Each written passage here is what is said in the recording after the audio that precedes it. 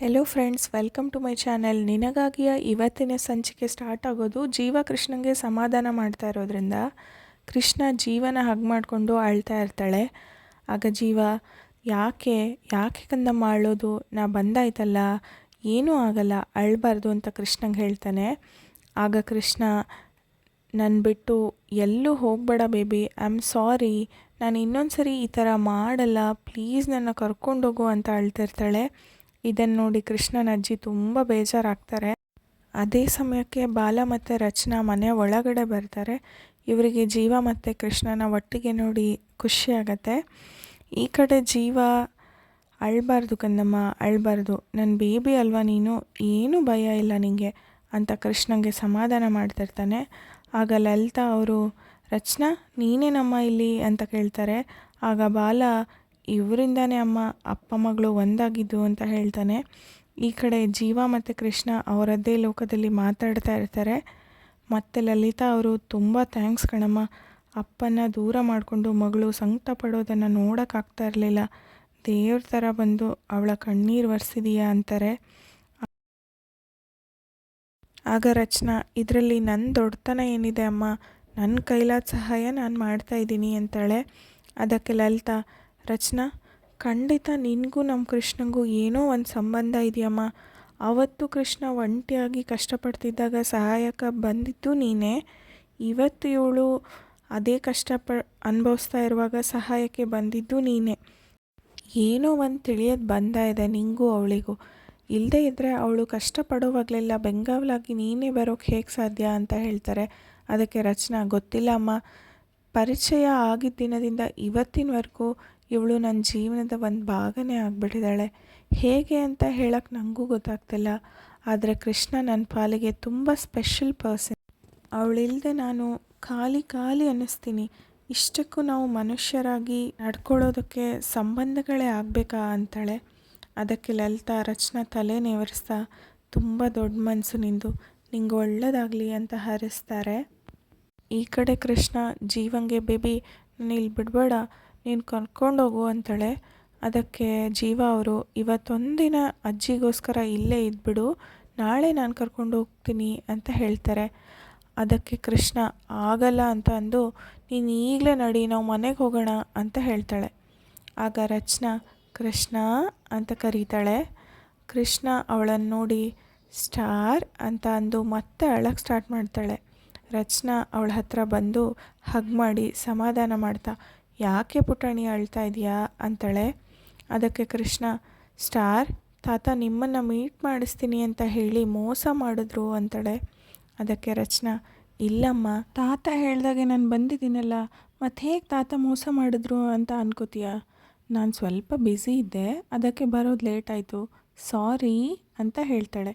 ಆಗ ಕೃಷ್ಣ ಹೌದಲ್ವಾ, ಹಾಗಿದ್ರೆ ತಾತ ಒಳ್ಳೆಯವರ ಅಂತ ಕೇಳ್ತಾಳೆ. ಆಗ ರಚನಾ ತುಂಬ ಒಳ್ಳೆಯವರು, ಅವ್ರು ನಿನ್ನನ್ನು ತುಂಬ ಪ್ರೀತಿಸ್ತಾರೆ ಅಂತ ಅಳ್ಳೆ. ಆಗ ಜೀವ ಕೂಡ ಹೌದು ಬೇಬಿ ಅಂತಾನೆ. ಮತ್ತು ಕೃಷ್ಣ ಸರಿ ಬಾ ಬೇಬಿ, ನಾವು ಸ್ಟಾರ್ನ ಕರ್ಕೊಂಡು ನಮ್ಮನೆಗೆ ಹೋಗೋಣ ಅಂತ ಅಂತಾಳೆ.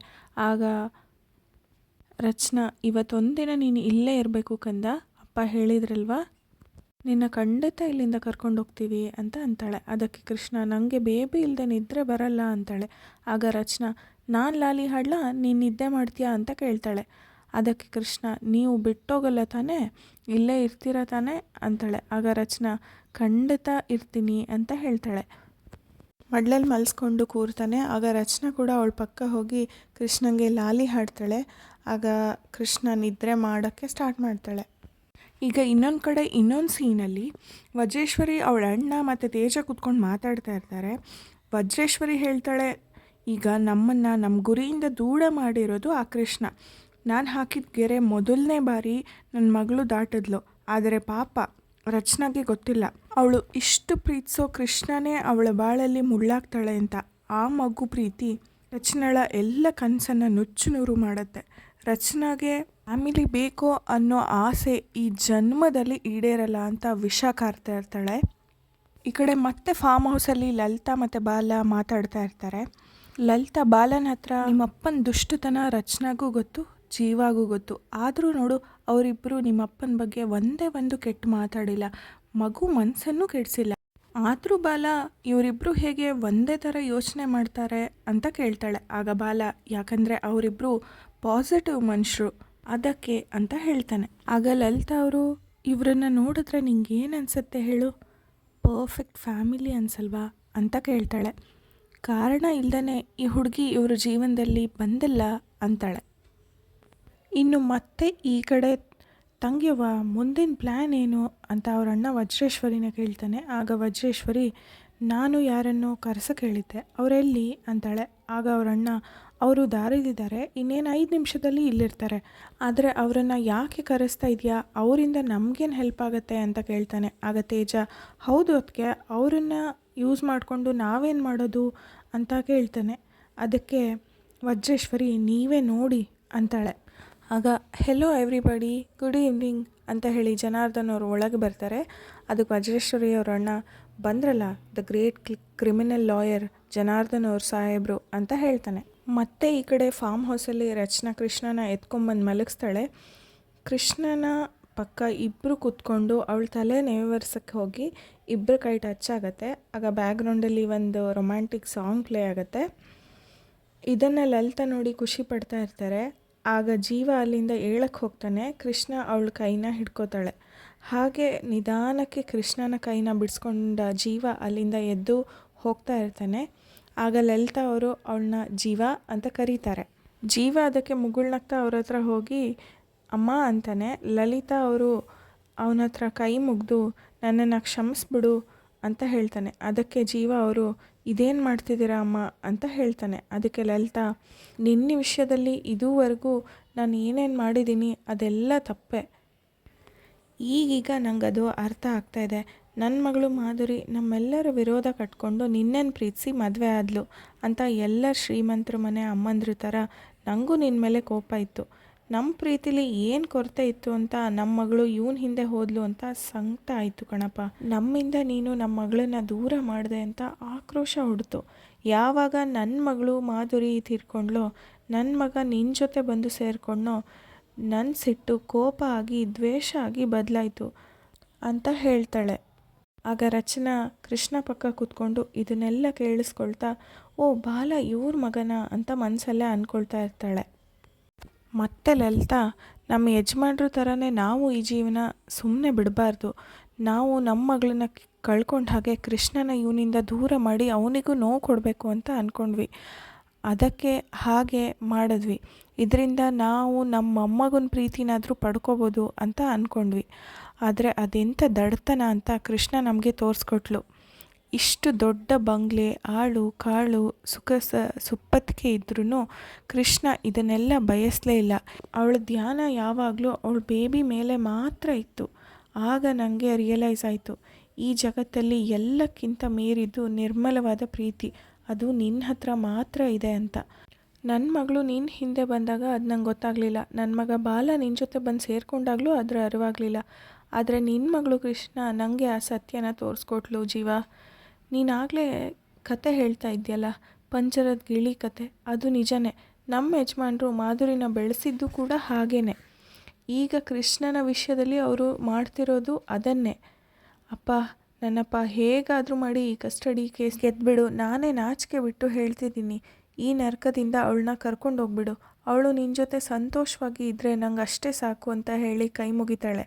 ಆಗ ಜೀವ ಅಮ್ಮ ಅಂತ ಅವರ ಕೈ ಹಿಡ್ಕೊಂಡು ಮತ್ತೆ ಲಲಿತಾ ಈ ಪಾಪಿ ಬಾಯಿಂದ ಯಾವತ್ತೂ ಅಳಿಯಂದ್ರೆ ಅಂತ ನಿನ್ನ ಬಾಯಿ ತುಂಬ ಕರೀಲಿಲ್ಲ ನಾನು, ಇವತ್ತು ಮಗನೇ ಅಂತ ಕರೀತಾ ಇದ್ದೀನಿ ಅಂತಾಳೆ.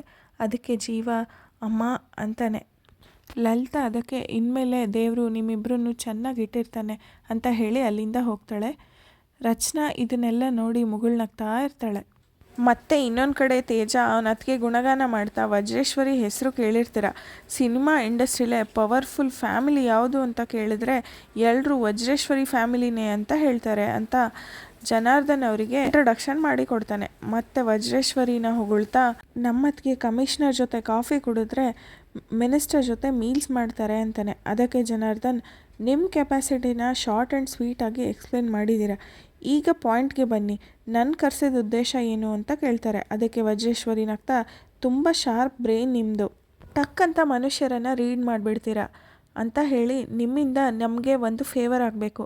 ಅದಕ್ಕೆ ಬದಲಾಗಿ ನೀವು ಯಾವಾಗ ಏನು ಕೇಳ್ತೀರೋ ಅದನ್ನು ನಾನು ನಡೆಸ್ಕೊಡ್ತೀನಿ.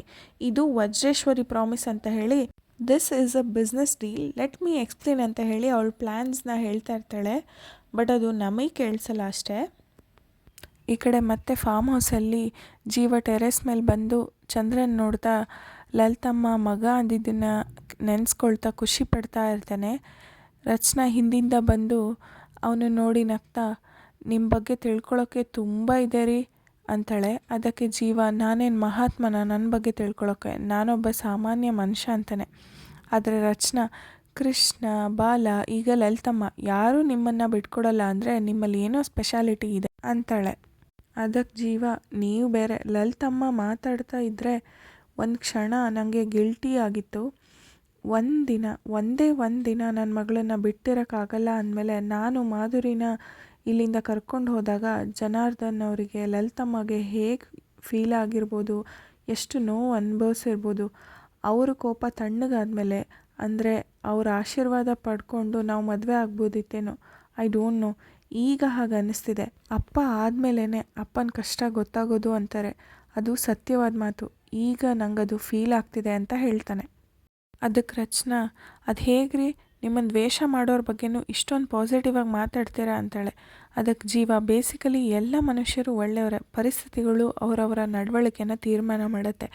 ಜನಾರ್ದನವರು ಇಷ್ಟರಲ್ಲೇ ಬದಲಾಗ್ತಾರೆ, ನೋಡ್ತಾ ಇರಿ ಅಂತಾನೆ. ಅದಕ್ಕೆ ರಚನಾ, ಅವ್ರು ಬದಲಾಗ್ತಾರೋ ಇಲ್ಲೋ ನಂಗೆ ಗೊತ್ತಿಲ್ಲ, ಆದರೆ ನಿಮ್ಮ ಒಳ್ಳೆತನಕ್ಕೆ ಆ ದೇವರು ಒಳ್ಳೇದು ಮಾಡೇ ಮಾಡ್ತಾನೆ, ನಿಮ್ಮ ಕೈ ಬಿಡಲ್ಲ. ಕೃಷ್ಣನ ಕಸ್ಟಡಿ ಕೇಸ್ನ ನೀವೇ ಗೆಲ್ಲೋದು ಅಂತಾಳೆ. ಆಗ ಜೀವ, ಅಷ್ಟು ಸುಲಭವಾಗಿ ಬಿಟ್ಕೊಡಲ್ಲ ಜನಾರ್ದನ್ ಅವರು, ಅವ್ರಿಗೆ ಗೊತ್ತಿರೋ ಎಲ್ಲ ತಂತ್ರಗಳನ್ನು ಯೂಸ್ ಮಾಡ್ತಾರೆ ಅಂತ ಹೇಳ್ತಾನೆ. ಅದಕ್ಕೆ ರಚನಾ, ಯಾರು ಏನೇ ಮಾಡಿದ್ರು 100% ಗೆಲ್ಲೋದು ನೀವೇ ಅಂತಾಳೆ. ಅದಕ್ಕೆ ಜೀವ, ಆ್ಯಕ್ಟಿಂಗ್ ಜೊತೆ ಭವಿಷ್ಯನೂ ಹೇಳ್ತೀರ ನೀವು ಅಂತ ಕೇಳಿ ನಗ್ತಾ ಇರ್ತಾರೆ. ಇಲ್ಲಿಗೆ ಇವತ್ತಿನ ಸಂಚಿಕೆ ಮುಗಿಯುತ್ತೆ. ಮುಂದಿನ ಎಪಿಸೋಡ್ಸ್ನ ಟಿ ವಿಗೆ ಬರೋಕ್ಕೂ ಮುಂಚೆನೇ ನೀವು ನೋಡಬೇಕು ಅಂದರೆ ನನ್ನ ಚಾನಲ್ನ ಸಬ್ಸ್ಕ್ರೈಬ್ ಮಾಡ್ಕೊಳ್ಳಿ. ಆದಷ್ಟು ಬೇಗ ನಾನು ವೀಡಿಯೋನ ಅಪ್ಲೋಡ್ ಮಾಡೋಕ್ಕೆ ಟ್ರೈ ಮಾಡ್ತೀನಿ. Thank you for watching.